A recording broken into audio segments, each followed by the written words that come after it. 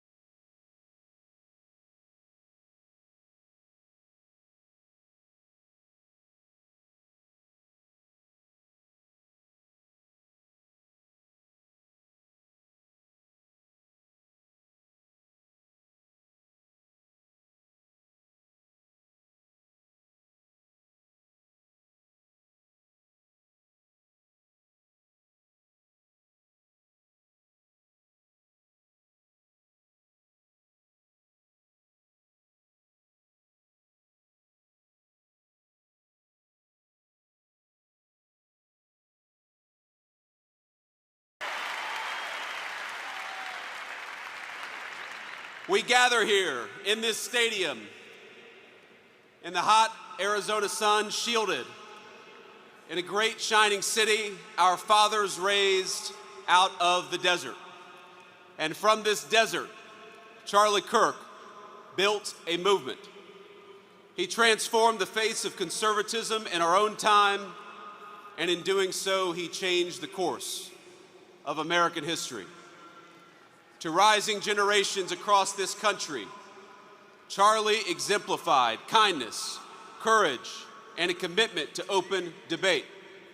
And he was a great debater, and we loved him for it. But Charlie loved debate not because he excelled at it, but because it was the vehicle for bringing the light of truth to dark places. And Charlie Kirk brought many truths in his life.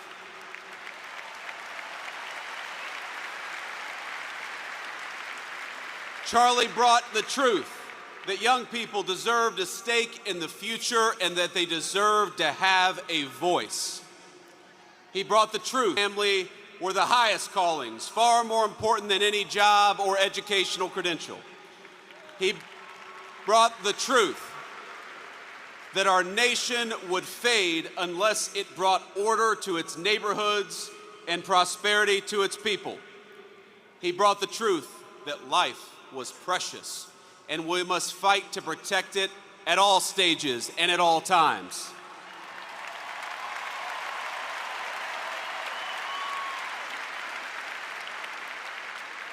But most of all, Charlie brought the truth that Jesus Christ was the King of Kings and that all truth flowed from this first and most important one.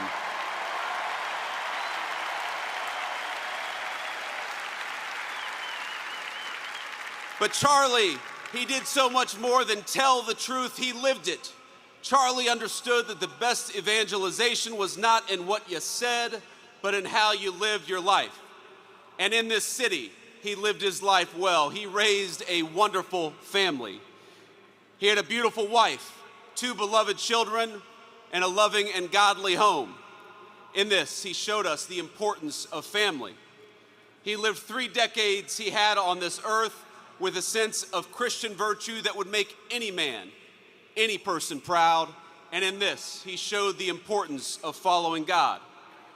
He was a kind-hearted man, a hard-working person, and any parent would be proud to have him as a son. In this, he showed the virtue of industriousness. He was present and loving as any child would hope of his or her father, and in this, he showed the importance of strong Christian fatherhood.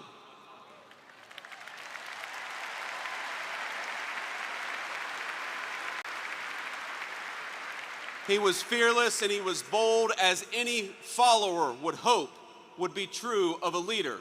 And in this, he showed all of us how to carry on after his death.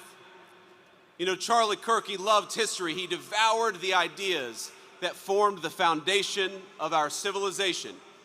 He stood for a tradition that Socrates established 2,500 years ago: to question, to search, and to teach. He was Athens and Jerusalem, the city of reason and the city of God in one person. But if he loved those places, they were not his home. America was his home, and he was willing to die for it.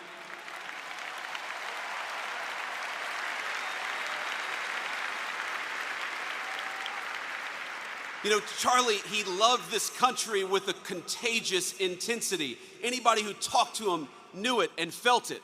He knew that America was a beautiful place and we had these incredible ideas, but he also knew that our country was a covenant between the generations past, present, and future. He believed this country's best days were not behind us, but ahead of us.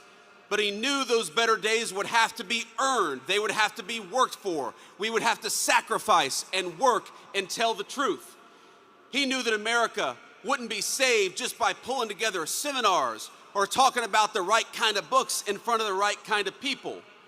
The movement which he created demanded more. It demanded courage. It demanded hard work. It demanded building, and it demanded leaders. And my friends, in Charlie Kirk, we found a great American leader.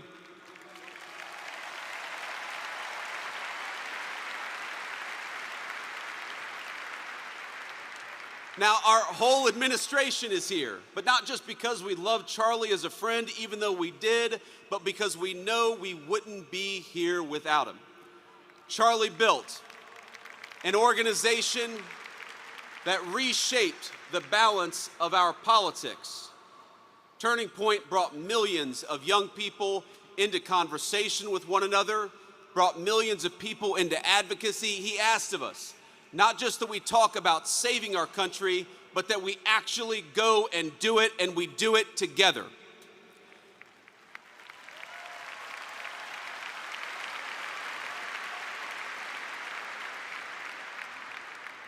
But even as Charlie built on a grand scale, his greatness was never only in his ambition. It was measured in the everyday moments as well, in the way that he treated ordinary people each and every single day. You know, you learn a lot about someone by how they treat others when the cameras aren't on. Charlie treated staffers as well as he treated the President of the United States. When I was just a guy polling at nothing in my Senate race back in 2021, Charlie helped me, not because I was a future vice president, but because I was a dear friend. I saw just a couple of months ago when a White House staffer struggled with the weight of his job and the responsibilities of new fatherhood. Charlie stopped what he was doing in the hallways of the West Wing and said a prayer for that staffer. Because Charlie believed that we were all children of God, he treated everyone with grace. And that is perhaps the enduring legacy of Charlie Kirk. You know, I was telling somebody backstage that I always felt a little uncomfortable talking about my faith in public as much as I loved the Lord and as much as it was an important part of my life. I have talked more about Jesus Christ in the past 2 weeks than I have my entire time in public life.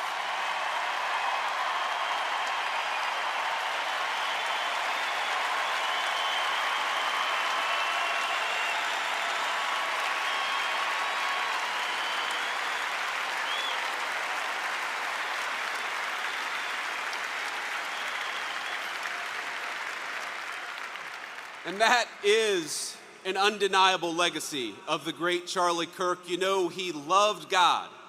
And because he loved God, he wanted to understand God's creation and the men and women made in his image.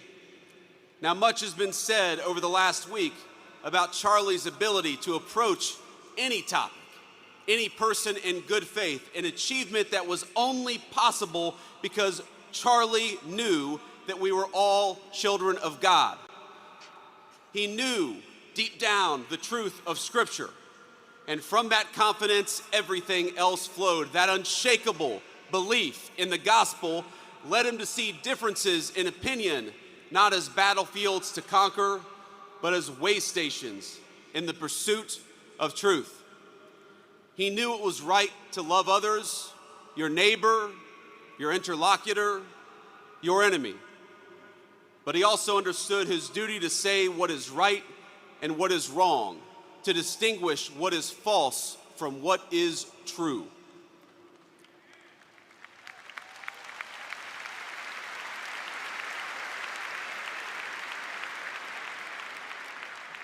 Charlie was slain, doing what he loved, telling the truth, proclaiming his faith, building out a dream. And now he's gone, and our hearts feel so empty because he's been taken from us. He's been taken from his parents and from his sister. He's been taken from our darling Erica and their beautiful children. And Erica, I know I speak for this entire auditorium when I say that we love you and we will never stop standing by your side, just as Charlie did.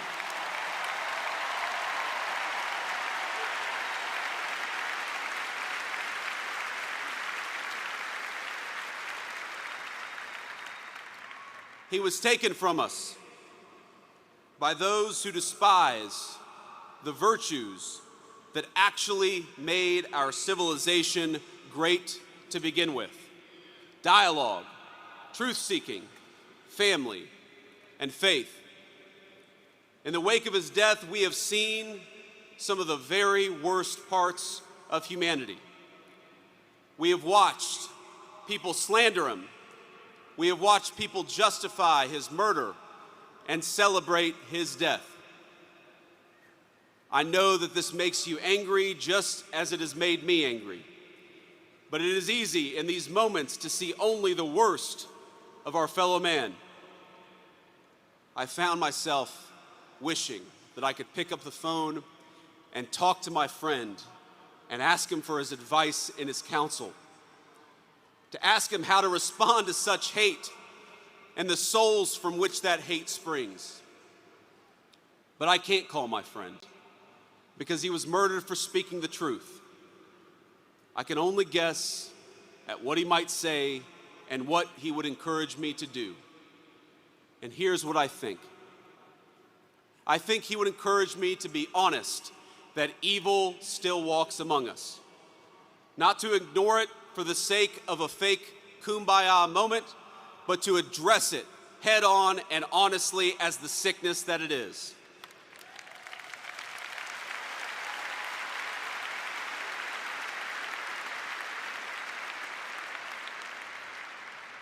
But I also think he would encourage me, he would encourage all of us to focus on the good. He would encourage us to remember that for every hateful voice celebrating his murder, there are 1,000 people mourning it and fighting for his legacy every single day.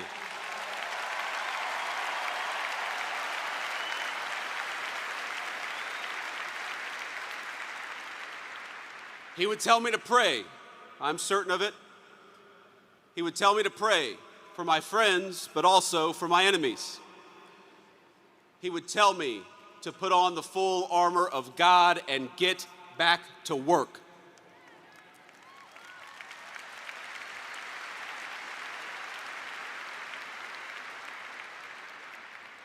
He would tell us to commit ourselves to telling the truth and to fight for that truth each and every single day.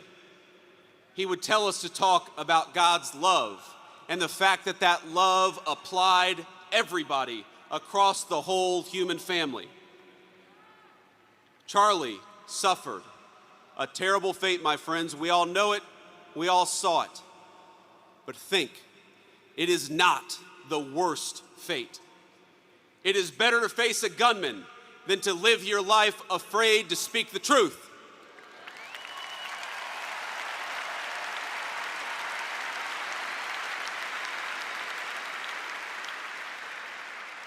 It is better to be persecuted for your faith than to deny the kingship of Christ.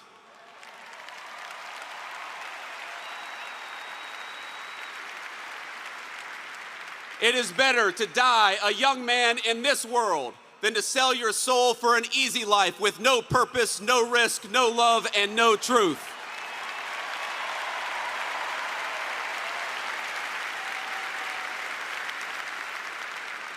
Christ told us in the Gospel of John, "I have said these things to you, that in me you may have peace.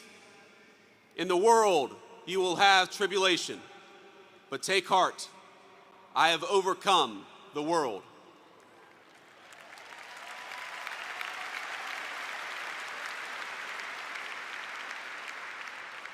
Charlie took heart, and now we must do the same. I've seen so many of you say, so many on social media, talk about "for Charlie." We must do this for Charlie. For Charlie, we will speak the truth every single day.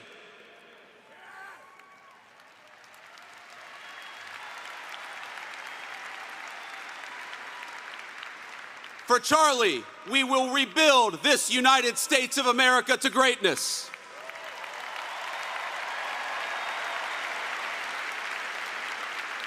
For Charlie, we will never shrink, we will never cower, and we will never falter, even when staring down the barrel of a gun.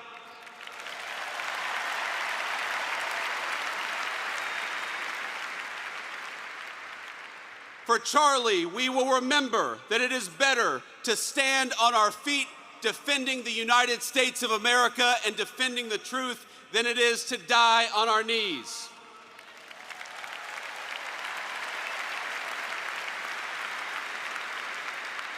My friends, for Charlie, we must remember that he is a hero to the United States of America and he is a martyr for the Christian faith. May our Heavenly Father give us the courage to live as Charlie lived.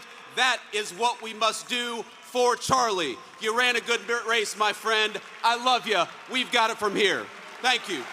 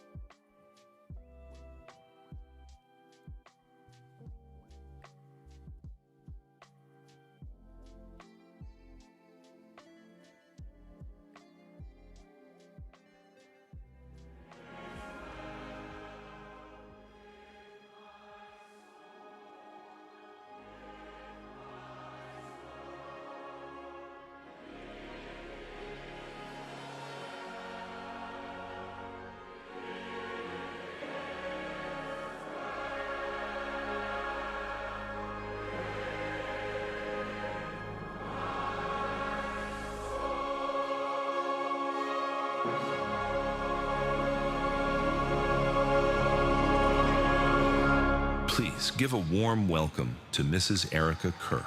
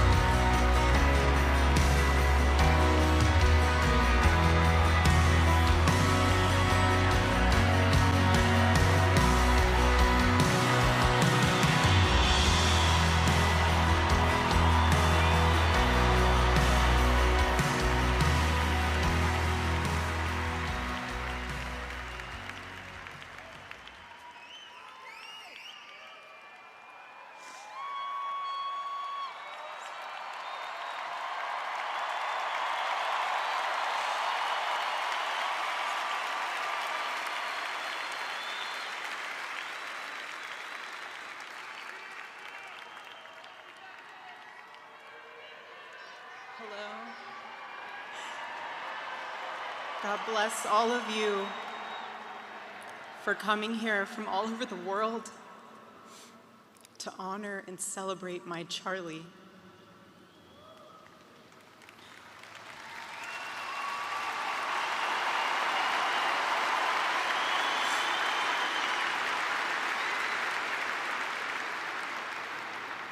Just a few miles from here, 2 years ago at America Fest 2023, Charlie delivered a speech on stage for our TPUSA Faith event. Charlie loves speaking off the cuff. He was very good at that, without a script. So I personally didn't know what he was going to say. And what he chose to speak about that day was his submission to the will of God. He quoted one of his favorite Bible verses, Isaiah chapter 6, verse 8. "Here I am, Lord. Send me." After Charlie finished, I met him backstage, and I spoke to him, and I'll never forget this. I said, "Charlie, baby, please talk to me next time before you say that statement." Because when you say something like that, there is so much power in that verse. When you say, "Here I am, Lord, use me," God will take you up on that. And he did with Charlie.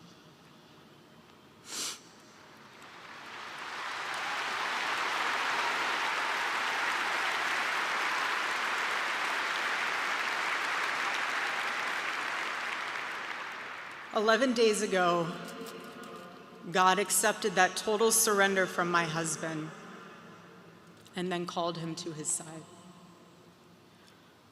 More than anything, Charlie wanted to do not his will, but God's will. And over these past 11 days, through all the pain, never before have I found as much comfort as I now do in the words of our Lord's Prayer, 'Thy will be done.'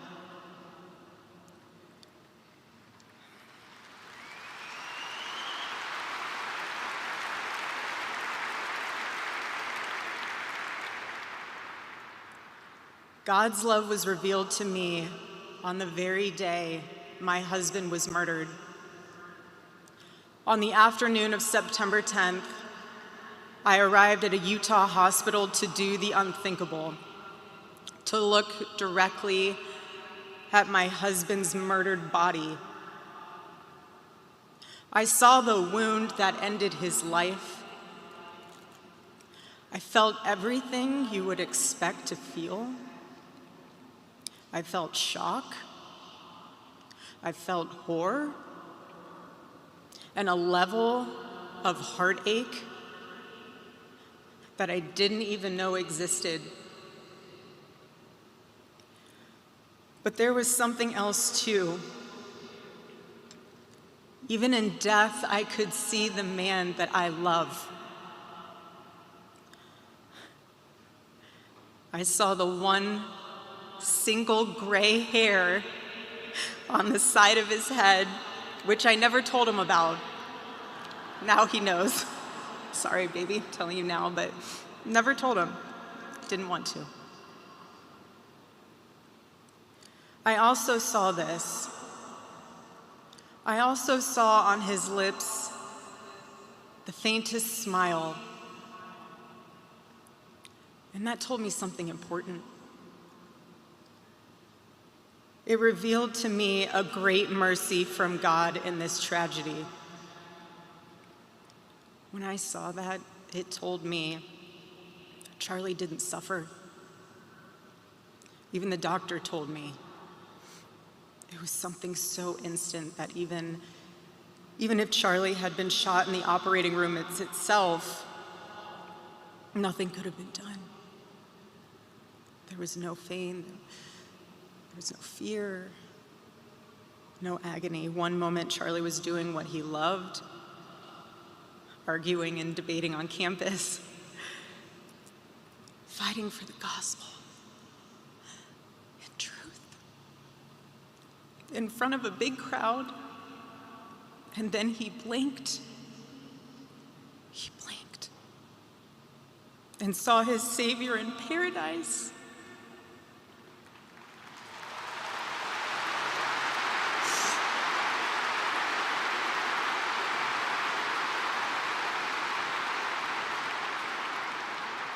And all the heavenly mysteries were revealed to him.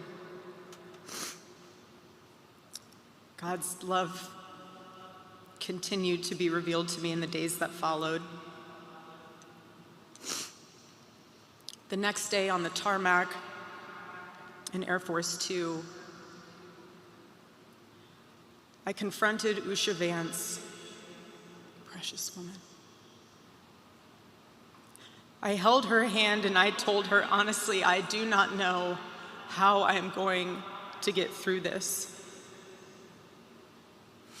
She told me something. She said, you know when you're on an airplane with your kids and it's the last 15 minutes of the flight and things are crazy, kids are not cooperating, toys are flying everywhere and everyone's screaming.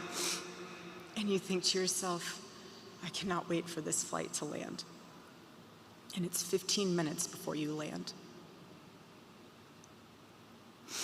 And she told me, you will get through these 15 minutes and the next 15 minutes after that. Usha, I don't think you realized it then, but those words were exactly what I needed to hear. But most of all, God's mercy and God's love have been revealed to me these past 10 days. After Charlie's assassination, we didn't see violence. We didn't see rioting.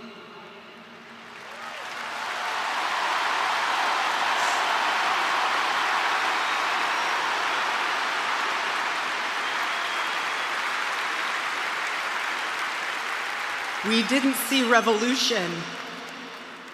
Instead, we saw what my husband always prayed he would see in this country. We saw revival.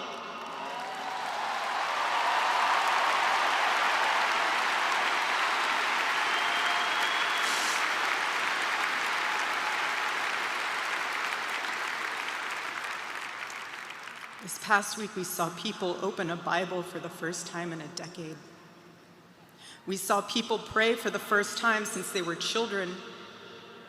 We saw people go to a church service for the first time in their entire lives.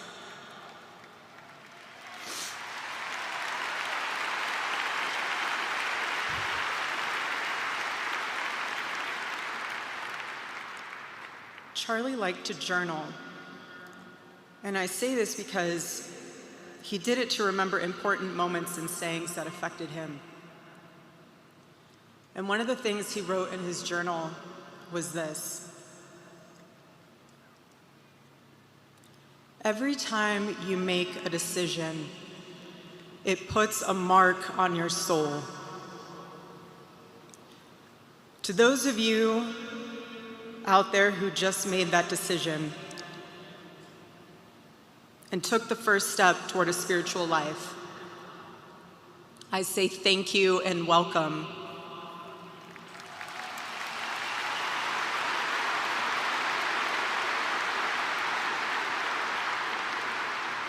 One day I hope you look back and realize it was the most important decision of your life, because it is. All of you who are already believers, it is your job to shepherd these people. Do not take that lightly. Water the seed of their faith. Protect it and help it grow. Every day as Charlie rode into the office, he would go through his contact list. And I know there's many of you who were impacted by this. He would go through his contact list and send Bible verses for the day. He knew that faith was a habit. The more you live it, the more it grows. But know this too: the seed has only just been planted. The enemy will tempt you the most in a time like this one. God will always be there for you, but you must choose to mark your soul again and again in the direction of Christ.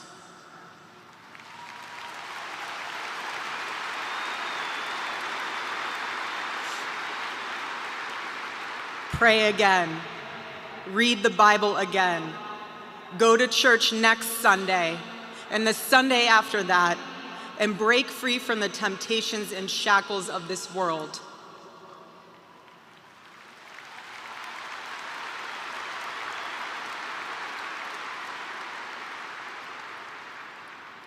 Being a follower of Christ is not easy.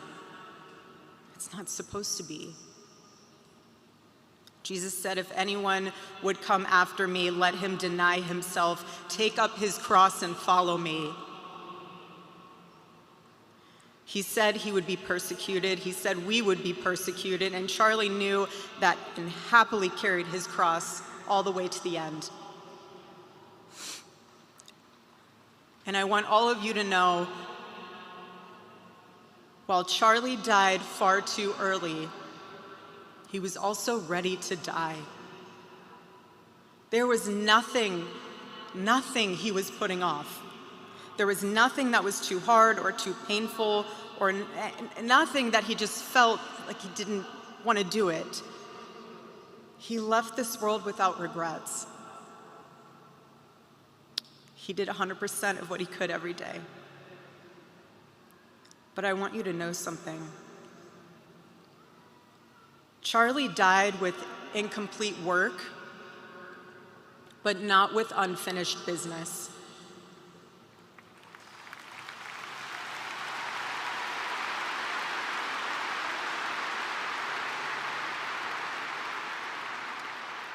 But I will miss him. I will miss him so much, because our marriage and our family were beautiful. And they still are.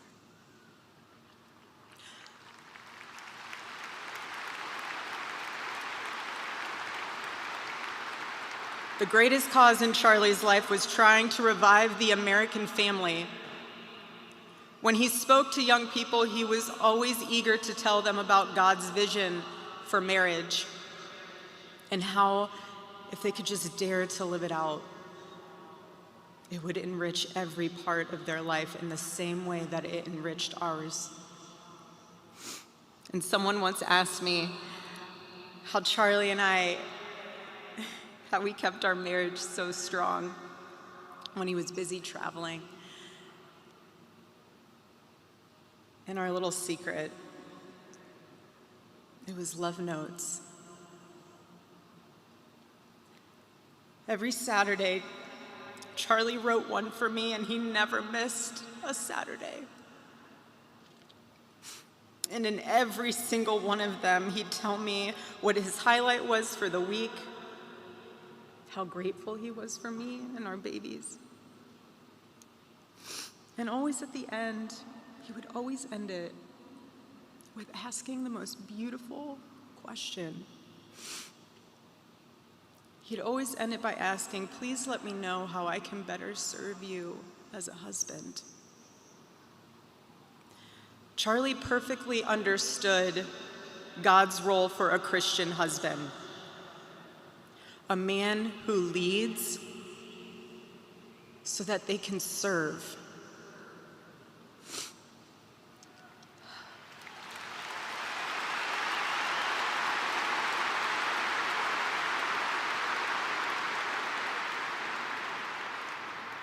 To all the men watching around the world, accept Charlie's challenge and embrace true manhood. Be strong and courageous for your families. Love your wives and lead them. Love your children and protect them. Be the spiritual head of your home. But please be a leader worth following. Your wife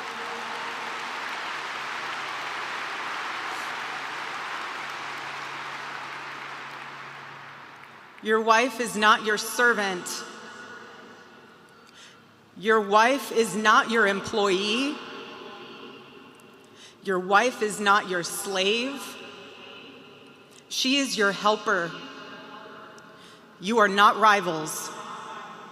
You are one flesh working together for the glory of God.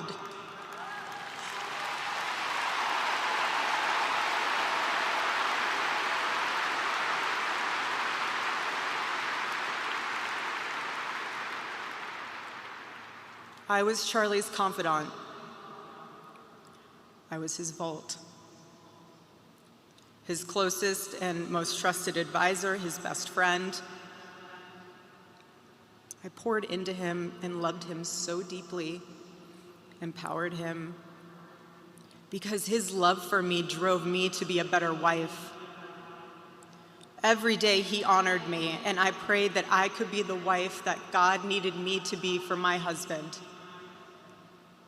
Women, I have a challenge for you too. Be virtuous. Our strength is found in God's design for our role.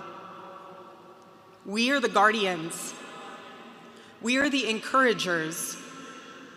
We are the preservers. Guard your heart. Everything you do flows from it. And if you're a mother, please recognize that is the single most important ministry you have.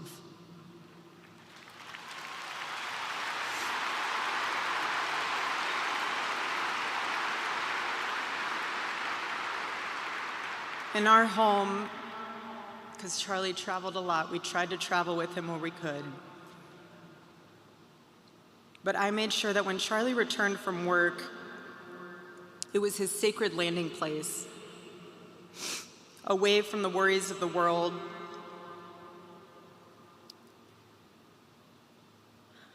I didn't make him feel guilty for being away too long or too much, or getting home too late. I always told him, home is here for you, and it'll be ready for you. And I made it into this place where he wanted to be as soon as possible when he was on the road. There was no keeping score between us. We were a team, working together for the same mission. I never wanted to be the one standing between Charlie and the task that God prepared for him, had set for him. And I knew Charlie would always do his best to help me with the same. My marriage with Charlie was the best thing that ever happened to me. And I know it was the best thing that ever happened to him as well. He wanted everyone to experience that joy. And that's what's so beautiful about God's design for marriage, is that everyone can. And I could talk endlessly about it, and years to come I will. But Charlie's mission above all was aimed directly at those who aren't married. He named his organization well. He knew things were not right with America, and especially with young people, and they needed a new direction. Charlie passionately wanted to reach and save the lost boys of the West, the young men who feel like they have no direction, no purpose, no faith, and no reason to live. The men wasting their lives on distractions, and the men consumed with resentment, anger, and hate. Charlie wanted to help them. He wanted them to have a home with Turning Point USA. And when he went onto campus, he was looking to show them a better path and a better life that was right there for the taking. He wanted to show them that.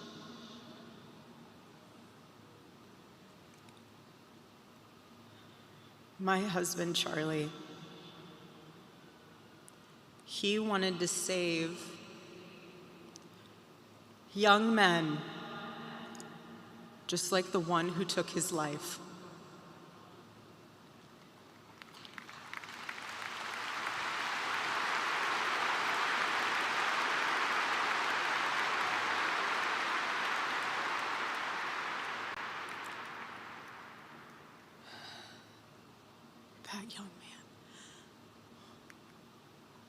That young man. On the cross, our Savior said,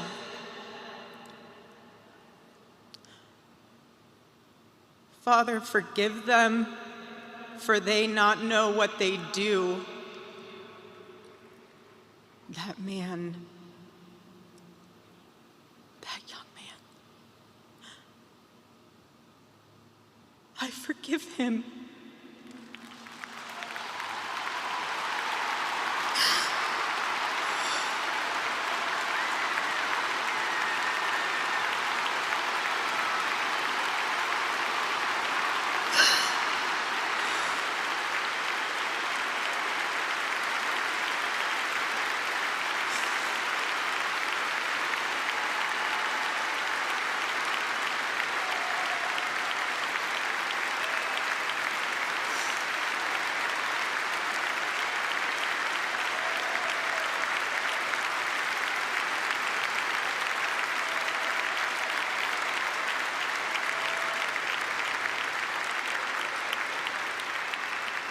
I forgive him because it was what Christ did and is what Charlie would do. The answer to hate is not hate. The answer we know from the gospel is love, and always love. Love for our enemies and love for those who persecute us. The world needs Turning Point USA. It needs a group that will point young people away from the path of misery and sin. It needs something that will lead people away from hell in this world and in the next. It needs young people pointed in the direction of truth and beauty. And so I promise you today, every part of our work will become greater. I am tremendously honored to be the new CEO of Turning Point USA.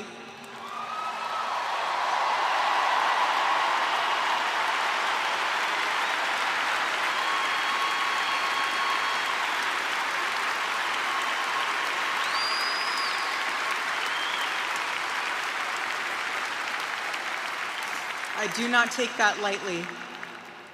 Charlie and I were united in purpose. His passion was my passion, and now his mission is my mission. Everything that Turning Point USA built through Charlie's vision and hard work, we will make 10 times greater through the power of his memory. Chapters will grow, thousands of new ones will be created.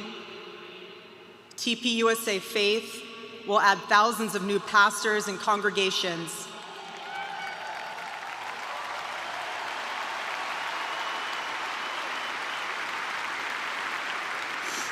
And yes, campus events will continue, and we will continue to hold debates and dialogue.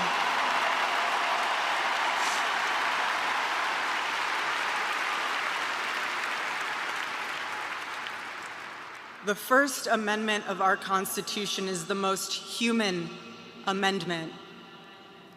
We are naturally talking beings, naturally believing beings, and the First Amendment protects our right to do both. No assassin will ever stop us from standing up to defend those rights, ever.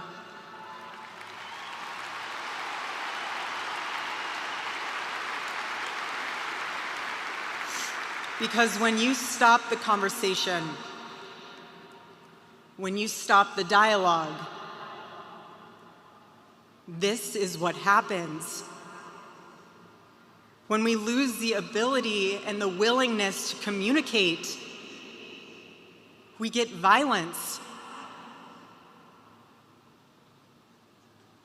And as I stand here now, and I look at this beautiful photo of my husband in front of me, hanging in the stadium, I think of my husband 13 years ago. I hadn't met him yet. He was 18 years old, a man barely out of high school, running around the halls of the RNC without $1 in his pocket and a single contact in his phone. People who saw him said that he didn't know what he was doing, but he did.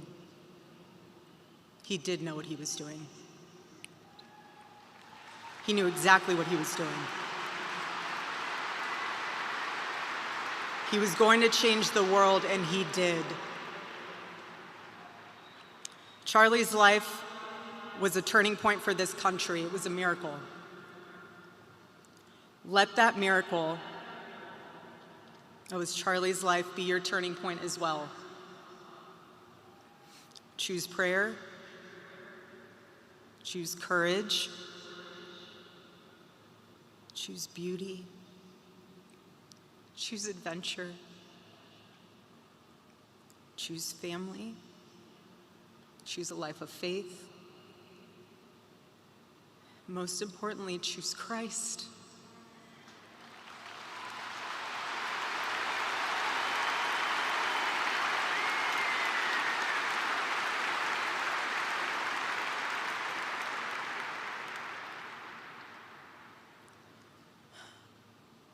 I love you, Charlie, baby. And I will make you proud. God bless you all, and God bless America.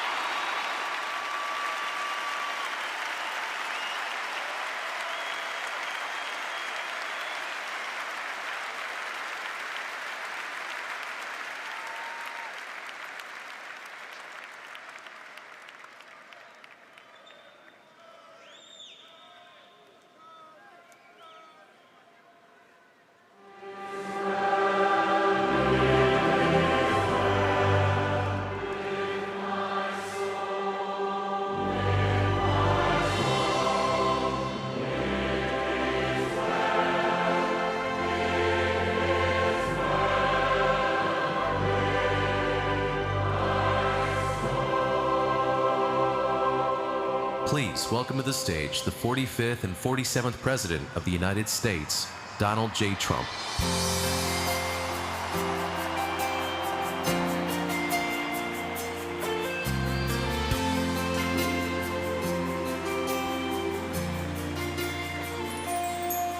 If tomorrow all the things were gone, I'd work for all my life, and I had to start again with just my children and my wife.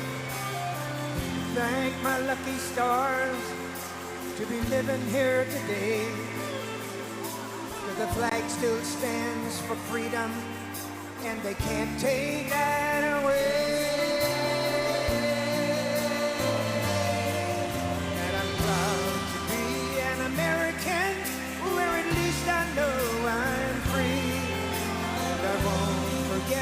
The men who died, who gave that right to me, and I gladly stand up next to you and defend her still today. 'Cause there ain't no doubt I love this land. God bless the USA.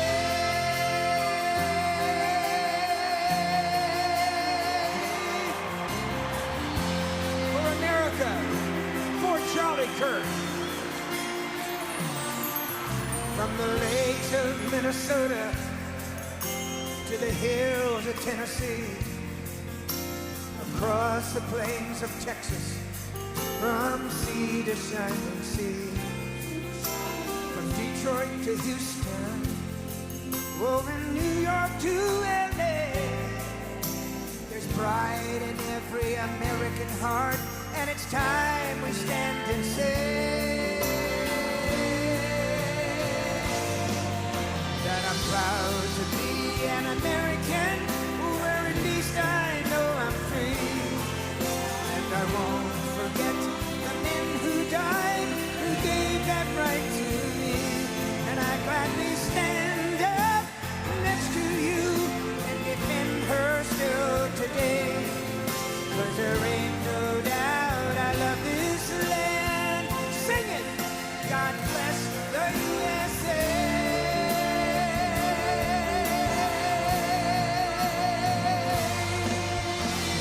And I'm proud to be an American, where at least I know I'm free. And I won't forget the men who died, who gave that right to me. And I gladly stand up next to you and defend her still today. 'Cause there ain't no doubt I love this land. God bless the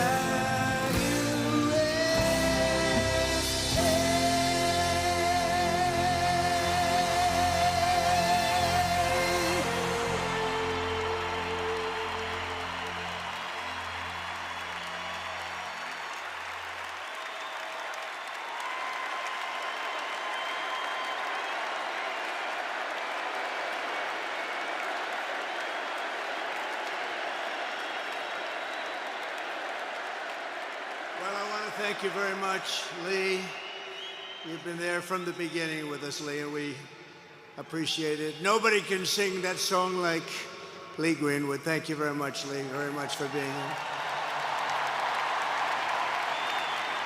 And his voice has not changed, you know? Pretty amazing. And a special thank you to Erica, because today, America is a nation in grief, a nation in shock, and a nation in mourning. Less than 2 weeks ago, our country was robbed of one of the brightest lights of our times, a giant of his generation, and above all, a devoted husband, father, son, Christian, and patriot. Charles James Kirk was heinously murdered by a radicalized, cold-blooded monster for speaking the truth that was in his heart. He was violently killed because he spoke for freedom and justice, for God, country, for reason, and for common sense. He was assassinated because he lived bravely, he led boldly, and he argued brilliantly without apology. He did what was right for our nation.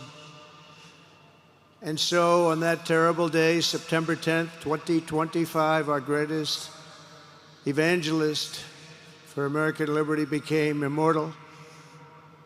He's a martyr now for American freedom. I know I speak for everyone here today when I say that none of us will ever forget Charlie Kirk, and neither now will history.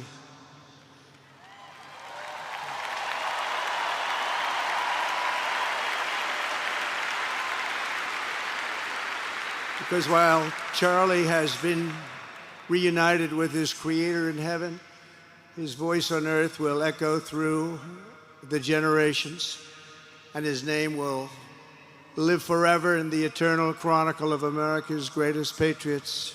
He will live forever.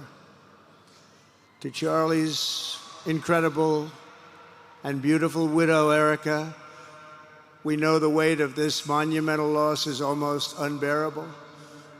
But even in the midst of heartache and pain too great to even fathom, you have somehow found the strength and deep faith to be a comfort to millions and millions of people. And thank you very much, Erica. Thank you very much.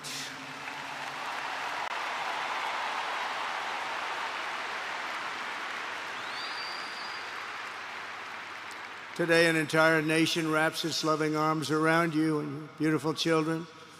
We share in your immense and overwhelming sorrow, and we vow that we will do everything we can to ensure that your children grow up in a land where their father is honored and revered as a great American hero. That's what he is.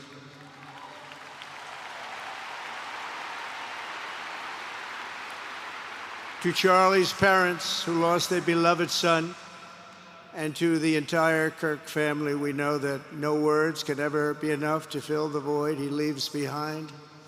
That's a void that just can't be filled.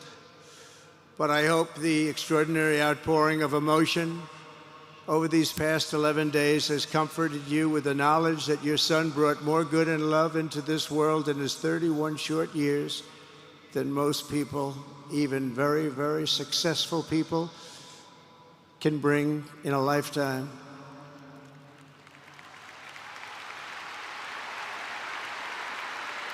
Charlie Kirk loved America with everything he had, and as we can see so clearly today, America loved Charlie Kirk.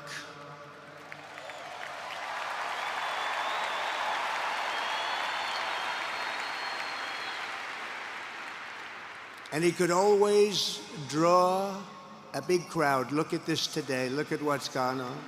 This is a big crowd.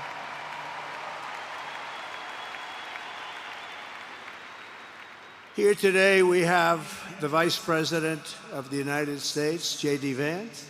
We have the Speaker of the U.S. House of Representatives, Mike Johnson.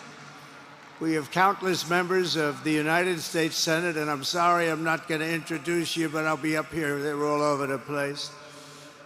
And likewise, the House of Representatives, they're all over this big stadium. This is not an arena, this is a stadium. Our great cabinet and this stadium packed with rafters of people, not to mention the one across the street that also has tens of thousands of people, and they're watching us on screen right now.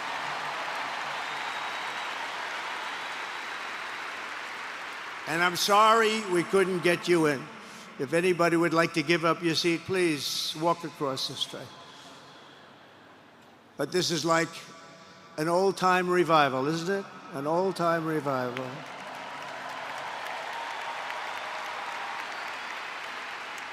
For millions of Americans, especially young people, it is agonizing and unthinkable to say goodbye to a patriot whose heart still had so much to give. It's so much. Raised in the suburbs of Chicago, Charlie was filled with a patriotic spirit from his youth, and he was an all-American in everything he did. And one of the last things he said to me is, "Please, sir, save Chicago. We're going to do that. We're going to save Chicago from horrible crime.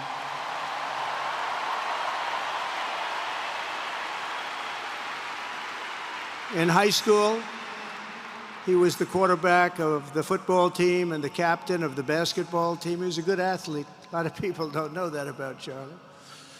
He was an Eagle Scout who spent his school lunch breaks listening to another champion for liberty, somebody that he greatly admired, Rush Limbaugh.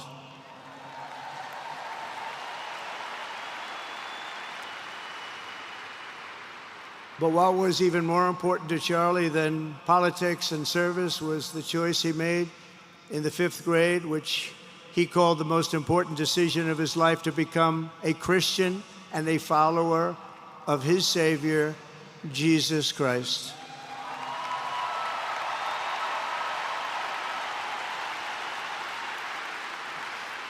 Inspired by faith and his love of freedom, Charlie did something remarkable when he was just 18 years old. On the advice of a mentor who told him to put off going to college because he was doing so well, he devoted his life to converting young people to the conservative cause. How did he do? Take a look. How did he do?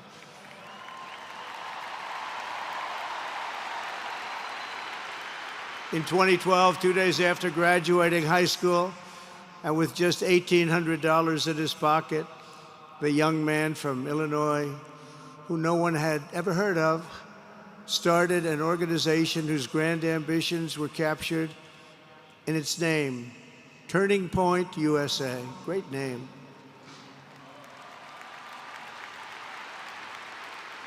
And I have a feeling it's going to be bigger and better than ever before. Does that make sense? It's going to be bigger and better than ever before. Look at what's happening.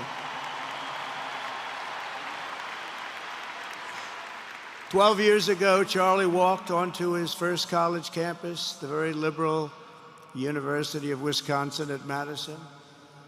He set up a card table and put up a sign with 3 words: "Big government sucks." Can you believe that? That's Charlie. That day, Charlie talked to every student who approached him, most of whom were probably quite a bit older than he was. Finally, after many hours, he found the first ever Turning Point chapter leader. His first year out of high school, Charlie traveled 300 days raising money and taking his message to campuses all over the country. He lived out of his parents' basement, and they actually loved having him there. They loved Charlie. Everybody loved Charlie. And on the couches of friends and supporters, he lived off couches for 2 years, 3 years, then life started getting a little bit different, but he was always the same. For 5 years, he refused to take a paycheck, but day after day, he worked from 5 a.m. in the morning till 11 p.m. in the evening, always. His staff remembers that he wore Walmart jeans and T-shirts from the Goodwill store. Remember the Goodwill store? It wasn't easy, but Charlie wasn't in it for money at all, never has been. Money was never his thing. He was always in it for the mission. As he liked to say even back then, we have a country to save.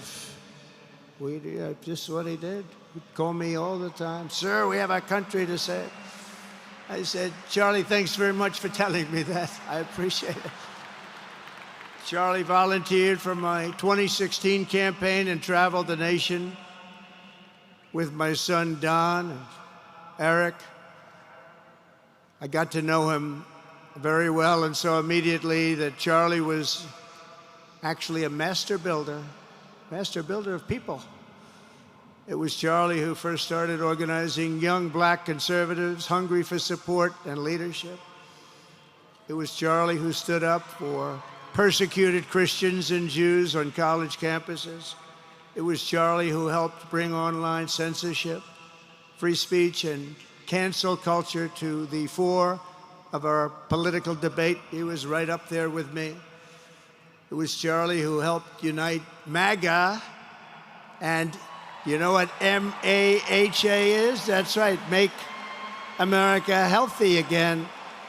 And tomorrow we're going to have one of the biggest announcements, really medically, I think, in the history of our country. We're going to be doing it with Bobby and Oz and all of the professionals. I think you're going to find it to be amazing.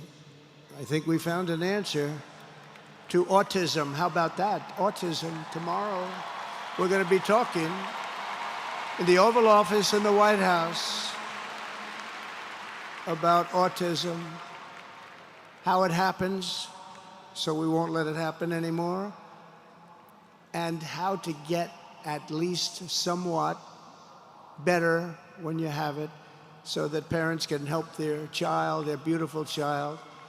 That's a big one. I've been bugging everybody over there, get the answer to that. You know, 20 years ago, 1 in 10,000 were born with autism.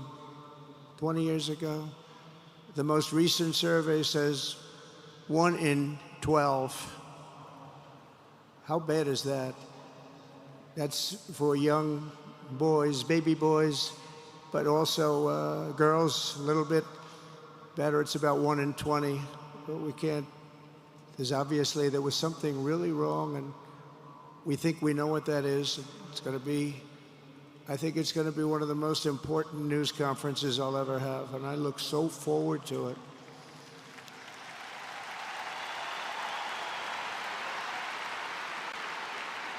And you know who else looked forward to it? Because he knew. I'd tell him a little bit about what was going on. Was Charlie. He would have been front row center, believe me. We'll be missing him tomorrow. It was such a big deal for him, too. He brought together Donald Trump, Bobby Kennedy, right here in the great state of Arizona 1 year ago. Remember that? What a night, what a day that was. And it was Charlie who was among the first to speak to me about a man from Ohio by the name of J.D. Vance. Have you ever heard of him? He's doing a good job.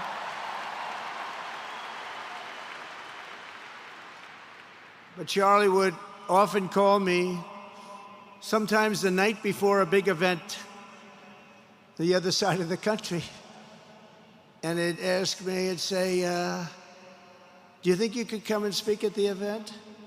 The following day, right? I'd say, Charlie, give me a break. I'm the President of the United States. You want me to travel 4 hours by plane? And you know, sometimes I did it. He was a very good guy. He was a very convincing guy. He didn't stop, but he would ask for things like that. Sir, could you be tomorrow in California? I said, Charlie, give me a break, please. He just wouldn't stop. And he succeeded. But I almost always went because you never wanted to let Charlie down. He worked so hard, you just didn't want to let him down. I felt guilty. He'd make me feel very guilty. As president, many people asked me for things, but Charlie was one of the few who always gave more than he took. He was a giver, much more than a taker.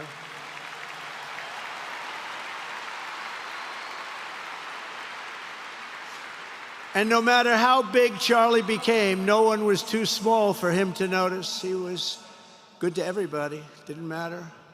Several years ago, a fourth grader asked Charlie to appear on his podcast, which was probably only watched by the parents of that fourth grader. And Charlie, who was actually pretty hot at the time, to be honest, he agreed, and the boy asked for advice. Charlie replied, the left, I call it the radical left. I call it sometimes the radical left lunatics. But Charlie didn't say that, he called it the left. He was probably right, but I can't help it. I can't help it. So he said the left, radical left lunatics, may have all the money in the world, but they can never outwork me. I will wake up as early as I need to, about himself. I will stay up as late as I need to, and I will never stop fighting for our country. And he did this until his dying breath. That's what he was doing. That's what he was doing. Think of it. Wow. What a horrible moment. I was in the Oval Office when I heard they came in, and it was like a surreal experience, a terrible, terrible. I had some very big people in the Oval Office, and I was in the midst of a very important conversation for our country, big people, the biggest. And I said, "You have to leave now." When they told me that, they told me in front of a group of very powerful people. I said, "You have to leave now, right now, please. Right now, you have to leave, go." By his own determination and skill, Charlie Kirk built Turning Point from his humble beginnings, the beginnings that nobody believed could ever end up something like this, into a great movement and a juggernaut of American politics. And you know, we have a massive stadium loaded up with people, but he got tremendous crowds before he had this kind of horrible news and before we had to hear what happened so terribly. He delivered more than 250 speeches a year at over 200 colleges and universities, and that was at a time when it was not really vogue to go to colleges and universities if you were a conservative. It really took great courage. And we used to talk, and I said, "You know, I think they're much more conservative than we know," and he agreed, but it just wasn't something that was happening because the radical left would do very bad things, very dangerous things. But Charlie set up chapters on 2,200 campuses and spoke at more than 1,000 churches. He launched a podcast and radio show that grew to an audience of 1 million Americans a day, one of the bigger shows on radio. And Charlie didn't just bring young people into the movement. All of a sudden, it started to grow by leaps and bounds. By 2024, we won more young people than any Republican candidate in the history of our country, including, for the first time, a majority of males under 30. Can you believe it? Remember when Republican presidential candidates would get 4%? No, we did unbelievably with young people. And he was a big, big factor. Unbelievable. But he made me work for it. "Sir, you have to make a speech here, you have to make a speech there." But we did it, and we won, and our country is doing unbelievably well now. We had a country that was dead 1 year ago, and now we have the hottest country anywhere in the world. And Charlie helped us make it that. One of the great people. But through it all, the core of Charlie's message and his basic method never changed. It never really changed. He stayed the same person also. At every campus event, Charlie asked the people who disagreed with him to come forward, and instead of silencing them, he handed them a microphone and let them speak. And he'd convinced so many of them. It was a pretty amazing thing to watch, actually. Shortly before Charlie arrived on campus, the day he was assassinated, a staff member texted him that there were many critics and students who were opposed to his views, and rather strenuously in the crowd. And that actually made him feel good because he wanted to convince them. He understood. He really did. He understood what was right. And he was right about that. A lot of it was based on common sense, by the way. Charlie wrote back to the staff member saying, "I'm not here to fight them. I want to know them and love them, and I want to reach them and try and lead them into a great way of life in our country." In that private moment on his dying day, we find everything we need to know about who Charlie Kirk truly was. He was a missionary with a noble spirit and a great, great purpose. He did not hate his opponents. He wanted the best for them. That's where I disagreed with Charlie. I hate my opponent, and I don't want the best for them. I'm sorry. I am sorry, Erica. But now Erica can talk to me and the whole group, and maybe they can convince me that that's not right, but I can't stand my opponent. Charlie's angry, looking down, he's angry at me now. He wasn't interested in demonizing anyone. He was interested in persuading everyone to the ideas and principles he believed were good, right, and true. Before each appearance, he prayed these words: God, use me for your will. Always said the same thing: use me for your will.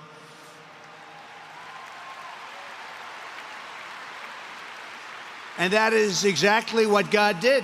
When you think, that's exactly what he did. The more success Charlie had, and he was getting more and more successful, the more dangerous his mission became. On campuses all over the country, his quest for open dialogue was met with menacing hate. There were bomb threats, pulled fire alarms, and countless rage-filled radicals who tried to shout him down. It was nasty. I used to say, Charlie, this is nasty stuff you're doing.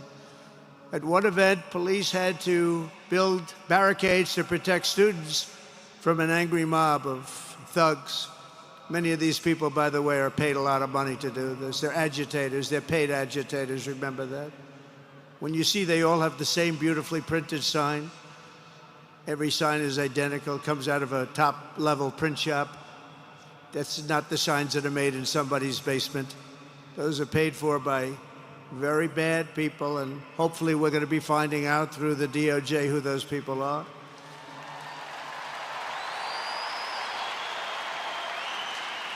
At another college, Antifa terrorists shattered windows, threw rocks, and tried to storm the building where Charlie was speaking. It was a really bad one. Often dozens of police officers were needed to prevent left-wing violence. And the violence comes largely from the left. You don't hear that from too many people, do you? And virtually every day for years before he was murdered, Charlie received these horrible death threats. People don't know. I used to talk to him about it. He said, I got some threats. He always felt that when they actually made the threat, they were not the ones to worry about. The ones to worry about were the ones that don't make the threats. And I think you know what I mean. He knew the risk, but he and I shared a certain motto: never back down and never ever surrender. Just don't surrender, never back down. He believed in it so strongly. So strongly. And he's right. He's totally right. The radicals and their allies in the media, sometimes referred to, as my son said, the fake news media, tried to silence Charlie for a simple reason: because he was winning, and he was winning big. He was taking over college campuses, colleges that had, in theory, only very liberal, or as they like to say, progressive. I call them liberal, but they like to call themselves, because such a beautiful word, progressive. They're the opposite of progressive, if you think about it. But they were really nasty, and he would go into these colleges. All of a sudden, within 2 years, 3 years, they turned into bastions of conservatism. It was really quite amazing to see. They lied about him because they did not want you to listen to him or to learn from him, because what he was talking about and even preaching made so much sense. Everywhere he went, he won the debates, he won the hearts, he won the minds, and yes, he won the elections for people. He helped us, he helped other people. We won the biggest election in the history of our country, I believe.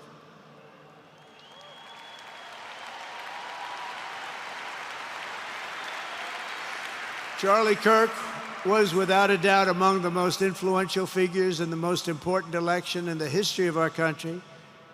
The election of, that beautiful day, November 5th, 2024. Do you remember that day? It was 9 months ago. What a day that was. I mean, we had a pretty good day in the first one. And I must tell you, on the second one, we had a phenomenal day. But a lot of bad things happened. And now that's not even questioned. They cheated like dogs, but we got them back, didn't we, huh? We got them back.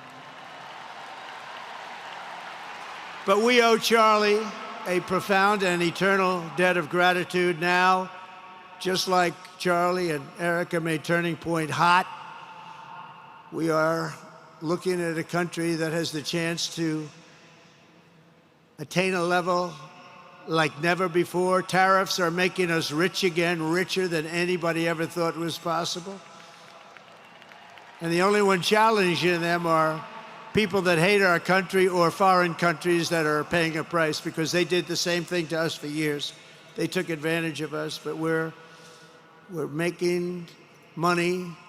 We're becoming richer and richer, and we're taking care of our people better and better when we do that. And we can take care of other countries better and better, but we're doing unbelievably well. The tariffs have really been a hold. The election was big, but the tariffs, because of the election, came in. And remember, other nations do that to us. And Charlie understood that. He saw the money. He saw what was coming into our country, and we can use that for Medicare, Medicaid, Social Security, all of these things that we fight so hard for. And that's exactly what's happening. The numbers are incredible. When the news finally came out on election night last November that the race was officially won, came out pretty early in the night. Charlie was live on camera. In that moment, he was overcome with emotion. I've never seen him like this. He was so happy. For a long while, he said nothing. His eyes were filled with tears, and then he buried his face in his hands, and he started crying. That wasn't the Charlie I knew, but in thinking about it, it actually was the Charlie I knew, because he had a tremendous heart. He just wanted what was good for our country, and he saw us going in such a horrible direction. Lovingly, Eric, and this was so beautiful, Erica put a MAGA hat on to cover his bowed head. I like that very much. MAGA, we love. Does everybody love MAGA? Make America Great Again.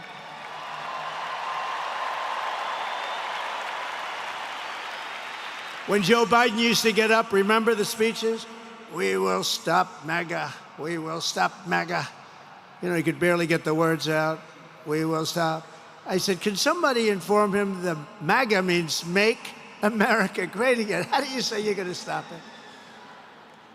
And Charlie understood that. When Charlie finally looked up and spoke, he smiled through the watery eyes and simply said, I am humbled by God's grace. That was his statement that night. I was watching him.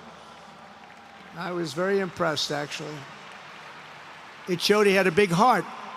Every single American should take a long, hard look at the twisted soul and dark spirit of anyone who would want to kill a young man as good as Charlie. To kill anybody, but to kill a man like this, he didn't deserve this.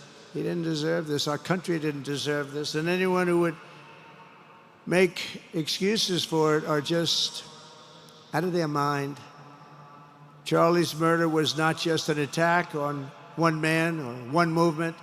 It was an attack on our entire nation. That was a horrible attack on the United States of America. It was an assault on our most sacred liberties and God-given rights. The gun was pointed at him, but the bullet was aimed at all of us. That bullet was aimed at every one of us. Indeed, Charlie was killed for expressing the very ideas that virtually everyone in this arena and most other places throughout our country deeply believed in.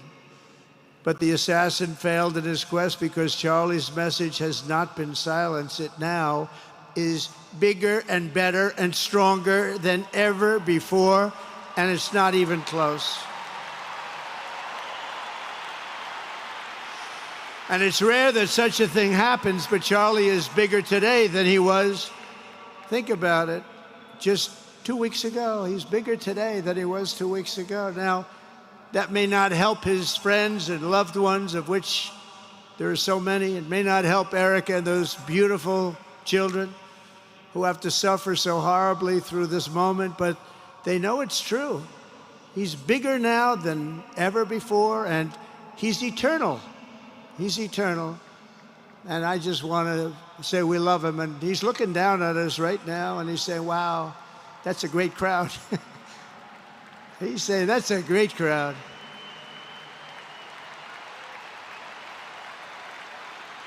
And it's a great crowd of patriots.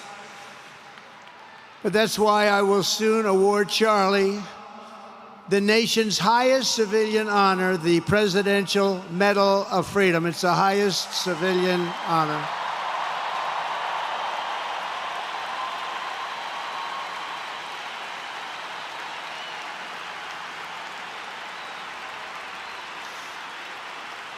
And we will do the ceremony at our beautiful White House in a very safe Washington, D.C., a place that Charlie truly revered.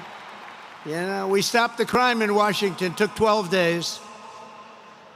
Now you can go to restaurants, you can walk down the middle of the street with your wife. You can have your wife walk alone down the middle of the street. She's going to be in good shape. What a difference. What a difference good management really makes. But I'm so proud of that, Washington, D.C. You know, it was one of the worst in the nation, in the world. And now it's considered a very safe city. And it's also, I passed it yesterday, I went through it, and the lawns are good. It's like a different place. It's like the tents are gone, the threats are gone, the gangs aren't there. We got rid of, you know, we took out 1,500 career criminals, 1,500. If you have 3 career criminals, that can make a big difference. But I'm so proud of Washington, D.C., and now we're going into Memphis, and we'll get that one straightened out fast. And then we're going into some others, but we're going to go to Chicago, and we're going to have Charlie very much in mind when we go into Chicago, and we'll get that one straightened out. You have an incompetent governor who he thinks it's okay when 11 people get murdered over the weekend. He thinks you don't have any crime when 11 people get murdered and 28 people get shot. He says he's got crime. No, they don't have it under control, but we'll have it under control very quickly. So we're going to be doing that. And Charlie loved what we were doing. He was so proud of what happened. He was there to see it. He's so proud of what happened in Washington, D.C. As you know, the depraved assassin who planned and executed Charlie's killing has been arrested and charged with capital murder. God willing, he will receive the full and ultimate punishment for his horrific crime. It's a terrible thing. Because you can't let that happen. You can't let that happen. Can't let it happen to a country.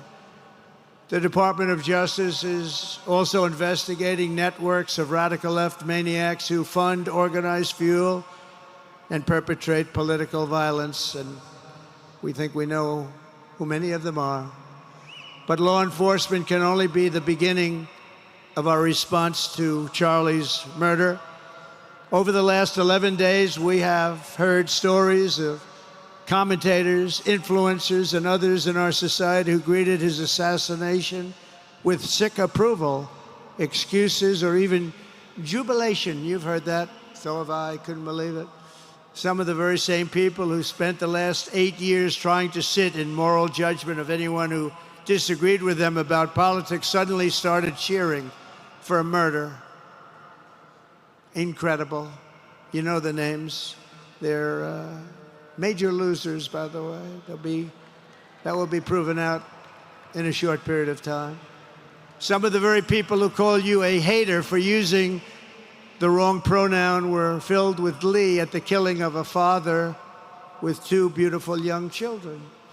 And the same commentators who this week are screaming fascism over a canceled late-night TV show where the anchor had no talent and no ratings, last week were implying that Charlie Kirk deserved what happened to him. No side in American politics has a monopoly on disturbed or misguided people.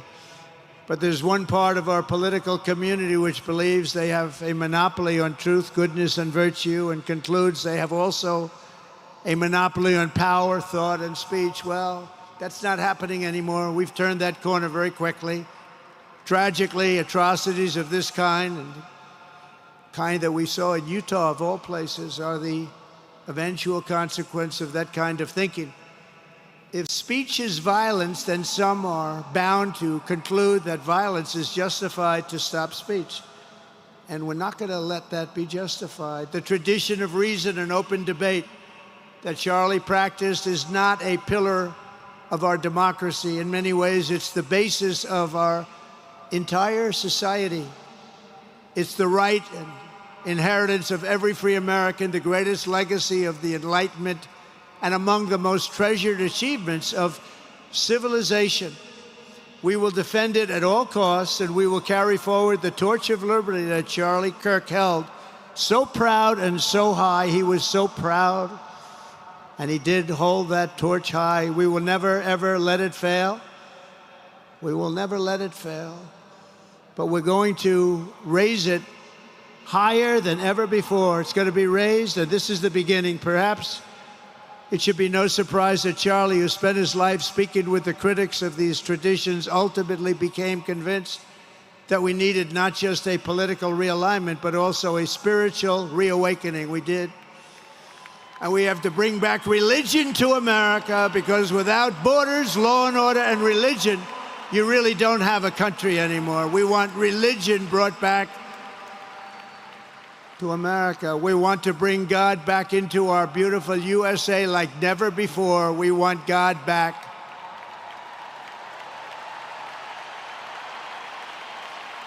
Charlie would have been so pleased to hear his friends and colleagues today giving testimony and giving glory to God. Within minutes of the gunshot in Utah, millions of Americans, young and old, heard the news and dropped to their knees and started praying. Even many who rarely prayed asked God for a miracle. Please, God, save Charlie. But although Charlie's time with us on earth has ended, those prayers for a miracle have already been answered. Look at what's happening. Look at what's happening. In the days since Charlie's death, we have seen how his legacy has touched so many millions around the world. In Calgary, Canada, thousands gathered at City Hall to sing the American national anthem and raise up posters with the name Charlie Kirk. In Seoul, South Korea, crowds gathered to wave American flags and shout, "We are for Charlie Kirk." His memory has been honored in the streets of Berlin, Warsaw, Vienna, Sydney, Madrid, London, Tel Aviv, and all over the world. So beautiful to watch.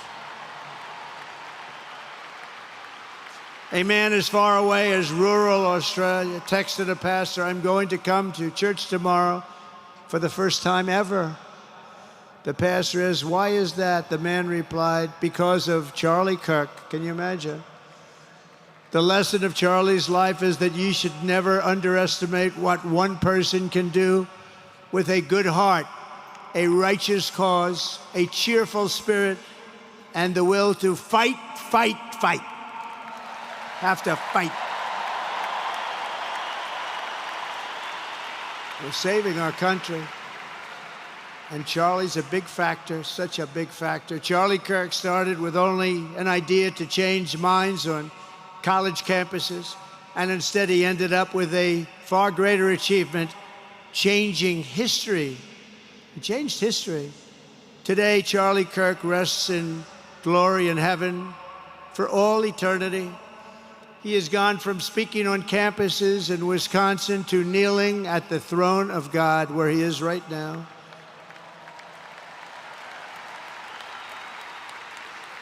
We grieve for the friend and leader that we have lost, but we go forward strengthened by his faith and bolstered by his courage and inspired by his example to defend the country he lived for the freedoms he died for, and the values in which he so deeply believed. He believed in values that we should all believe in. Charlie created something very special. It's called Turning Point USA. And under the leadership and love of Erica, it will become bigger and better and stronger than ever before.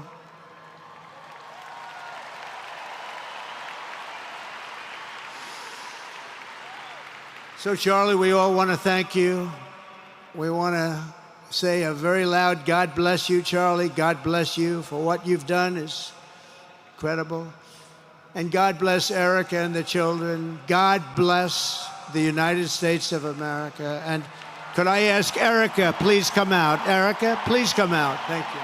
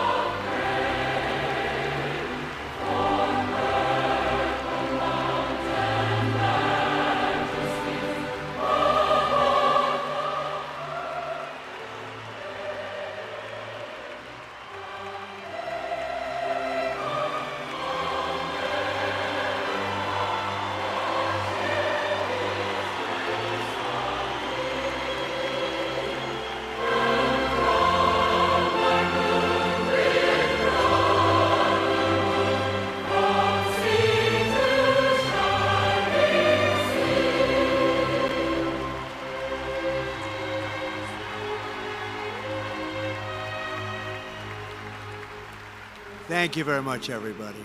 Thank you very much, and good luck. God be with you. Thank you.